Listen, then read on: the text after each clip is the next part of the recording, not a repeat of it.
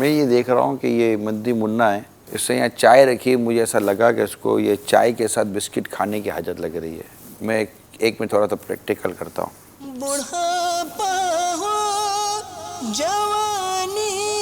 اچھا، میں یہ عرض یہ کرنا چاہ رہا ہوں کہ بچوں سے، میں جو نوجوان ہیں ان سے کہنا چاہ رہا ہوں کہ یہ بھی نہ بولا، اسے دیکھتا رہا، اور ماں باپ جو ہوتے ہیں یا آپ کے جو دادا نانا اس طرح ہوتے ہیں، یہ بغیر بولے سمجھ جاتے ہیں کہ یہ بچہ کیا چاہتا ہوگا۔ ماں باپ کی نا ایک عمر آتی ہے تو بیچارے تو بول نہیں پاتے، سمجھتے ہیں، بعض اوقات وہ اشارہ کرتے ہیں، وہ حسرت بھری نظر سے دیکھتے ہیں، آپ سمجھ رہے ہوتے ہیں کہ انہیں کیا چاہیے، مگر آپ دیتے نہیں ہیں۔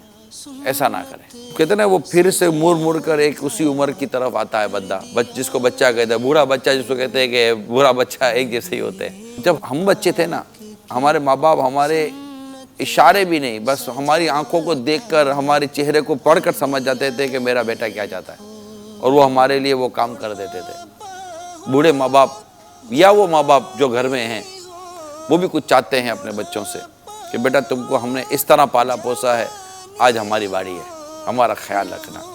تو میرا مشورہ ہے، بلکہ مدنی التجا ہے، ان کا خیال رکھیں، اور ان چیزوں کو دیکھ کر جتنی آپ میں اللہ تعالیٰ نے طاقت و وسعت دی ہے، اس کو پورا کریں، ان کی تمناؤں کو پورا کرتے رہیں اللہ اور اس کے رسول کی رضا کے لیے۔